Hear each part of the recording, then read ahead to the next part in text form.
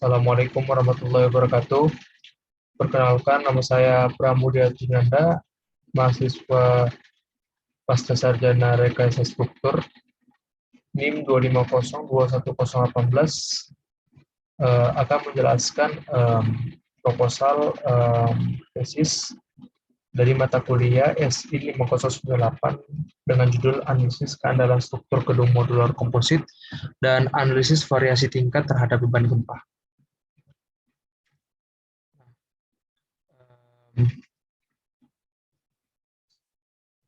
Berawal dari inovasi perkembangan struktur gedung, di mana salah satunya adanya penggunaan struktur modular, di mana struktur modular itu sendiri adalah struktur yang di mana elemen balok, kolom, dan dinding itu menjadi satu kesatuan utuh membentuk suatu volumetrik, sehingga secara sederhana akan mempercepat konstruksi dan dapat menghemat biaya karena penggunaan tenaga kerja yang sedikit.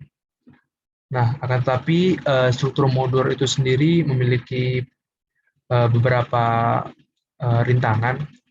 Yang pertama itu adalah mengenai ukuran modul, dan yang kedua adalah kapasitas kren yang mengangkut. Nah, salah satu solusi yang bisa kita gunakan adalah kita menggunakan struktur modular komposit dengan material yang digabungkan adalah baja dan beton. Nah, tetapi timbul permasalahan lain, yaitu adalah mengenai teknik sambungan.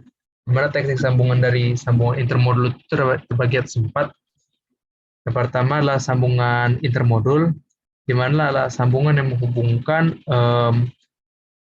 modul-modul menjadi satu kesatuan utuh. Nah, yang kedua adalah sambungan intramodul, di mana sambungan yang menghubungkan elemen-elemen penyusun modul. Misalnya elemen balok dan kolom itu disambungkan menjadi satu modul. Dan yang ketiga adalah sambungan modul ke fondasi, dan yang keempat adalah sambungan modul ke lateral raising system. Nah, secara aktual sebenarnya sambungan itu bisa dikatakan rigid maupun semi-rigid. Nah, kenapa itu penting? Karena sambungan tersebut akan mempengaruhi respon struktur, kemudian adanya kekakuan struktur dan kestabilan struktur. Nah, berdasarkan hasil penelitian sebelumnya, itu bisa dikatakan bahwa variasi kekakuan sambungan intermodul, di mana sambungan intermodul kolom itu memiliki pengaruh besar terhadap respon struktur secara keseluruhan dibandingkan sambungan intermodul balok. Dan yang kedua adalah jumlah tingkat yang dapat ditingkatkan itu bervariasi dari 4 tingkat menuju 13 tingkat. Nah, kan tapi pada penelitian ini analisis masih menggunakan analisis dalam keadaan elastis, di mana analisis yang kita gunakan adalah analisis respons spektrum. Nah, untuk penelitian selanjutnya kita akan melakukan pendekatan yang lebih jauh, yaitu kita melakukan pendekatan inelastik, di mana kita ada 2 tools yang bisa kita gunakan, yaitu adalah analisis pushover dan nonlinear time history analysis. Tapi pada penelitian kali ini kita akan berfokus pada dua analisis yang sangat banyak digunakan untuk menemukan kinerja, yaitu analisis nonlinear time history analysis, yang dimana analisis yang lumayan terpercaya dalam mengatasi kasus-kasus inelastik dari struktur. Nah, dari analisis tersebut kita akan menentukan yang pertama adalah posisi dan jumlah sendi plastis, kemudian ada tingkat kerusakan, dan probabilitas keruntuhan itu harus lebih kecil dari 1% dan 50%. Untuk rumusan masalah itu sendiri, yang pertama adalah bagaimana tingkat keandalan struktur modular komposit terhadap beban gempa. Yang kedua adalah bagaimana kinerja struktur modular komposit dengan variasi tingkat.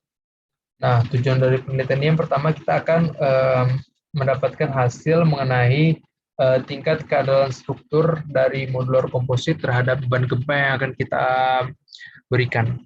Nah, selanjutnya adalah menentukan kinerja struktur modular komposit dengan variasi tingkat. Nah, untuk ruang lingkup dan batasan masalah, yang pertama adalah struktur didesain dengan jenis open frame dengan tidak menggunakan lateral system.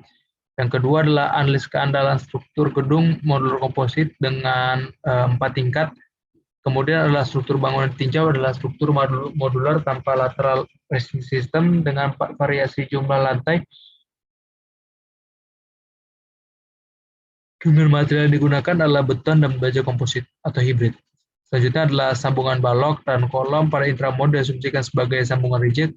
Kemudian sambungan modul ke fondasi diasumsikan sebagai sambungan rigid. Selanjutnya syarat pembebanan itu berdasarkan SNI 172/2020. Kemudian ada analisis gempa yang digunakan adalah nonlinear time history analysis.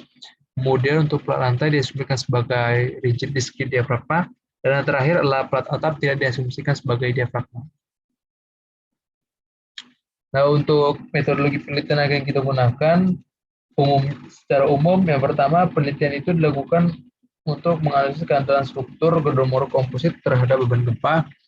Kemudian, pada penelitian ini kita akan menentukan kurva kerapuhan dari struktur gedung modular komposit dan akan dievaluasi dengan seismic hazard. Sehingga pada dasarnya ini kita akan menentukan peluang keruntuhan struktur gedung modular komposit tersebut. Apakah peluang keruntuhan itu mencapai 1%, lebih kecil dari 1% dalam 50 tahun.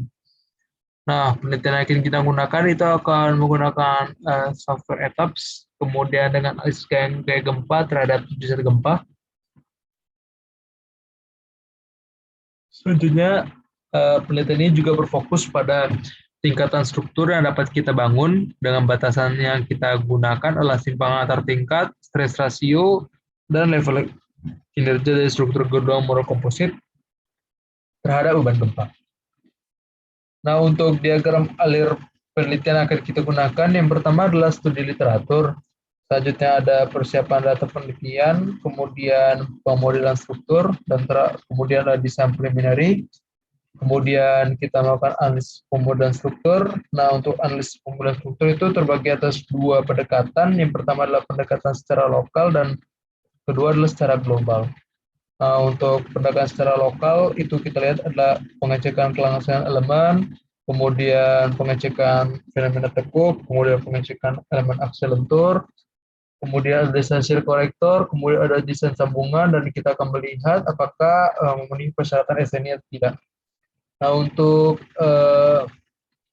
pendekatan global kita bisa melihat ada pengecekan analisis modal, kemudian ada penentuan faktor skala, selanjutnya adalah pengecekan ketidakberaturan, selanjutnya adalah pengecekan simpang antar lantai, kemudian pengecekan pengaruh delta, dan kita akan melihat apakah memenuhi spesifikasi SNI atau tidak. Nah, jika tidak, kita melakukan redesign ulang terhadap pemodelan struktur. Jika iya, kita lanjut ke analisis studi parametriknya. Kemudian setelah analisis studi parametrik telah selesai, penelitian telah selesai. Nah, untuk analisis studi parametrik itu sendiri itu terbagi atas dua. Yang pertama adalah analisis keandalan struktur gedung modular komposit dan analisis variasi tingkat dari struktur modular komposit itu sendiri. Nah, untuk analisis keandalan itu kita akan meninjau dari struktur modular komposit itu sendiri. Kemudian kita akan menganalisis dua jenis analisis. Yang pertama adalah analisis nonlinear time historis terhadap gempa layan. Yang kedua adalah analisis nonlinear time historis terhadap gempa kuat. Nah, kemudian untuk gempa layan kita harapkan performanya itu masih elastis. Jika tidak, kita akan meredesain ulang. Untuk gempa kuat itu harus performanya itu near collapse. Jika tidak, kita redesain ulang. Jika iya, maka kita akan lanjut ke analisis keandalan struktur. Nah, selanjutnya untuk struktur modular komposit itu sendiri, kita lakukan analisis nonlinear juga, tapi kita akan melihat batasan dari simpang antar tingkat, stres rasio, dan level kinerja. Nah, jika tidak memenuhi, maka kita akan melihat apakah tingkat tersebut dapat dinaikkan ataupun diturunkan. Jika analisa selesai, maka kita akan masuk ke hasil dan kesimpulan dan penelitian selesai. Nah, untuk parameter ukuran dan profil elemen. Nah, kita akan menggunakan ukuran modul itu untuk lebarnya adalah 2,5 meter, panjang 5 meter, dan tinggi 2,5 meter. Nah, untuk profilnya kita menggunakan balok UEF, kemudian ada kolom itu kita menggunakan jenis concrete fill steel tube, dan terakhir adalah plat, kita menggunakan plat beton tanpa dek. Nah, untuk beban dan gravitas itu sendiri ada beban hidup plat lantai, kemudian beban mati tambah plat lantai, kemudian beban hidup plat lantai, beban mati tambahan plat atap, dan beban fasad atau beban dinding. Yang bisa dilihat pada tabel berikut. Nah, untuk pembebanan respon spektra gempa Jakarta itu sebagai berikut. Gempa riwayat waktu terbagi atas dua, nanti kita melihat ada magnitude dan mekanismenya, dan kita akan menggunakan 11 jenis gempa. Nah, untuk dana lantai sendiri itu sebagai berikut. Tampak 3 dimensi, lantai diafragma diskrit, dan atap non-diafragma sebagai berikut. Nah, untuk titik pengumpulan datanya, kita dari data collection, kemudian kita analisis pembunuhan struktur, kemudian apakah memenuhi kriteria saat SN-nya tidak. Selanjutnya, jika kita perlu mengubah data, maka kita mengubah datanya, jika tidak ke analisis pembunuhan strukturnya. Nah, jika sesuai SNI, maka kita lanjut ke analisis studi parametrik, kemudian hasil dan kesimpulan, dan selesai. Nah, terima kasih. Sekian. Assalamualaikum warahmatullahi wabarakatuh.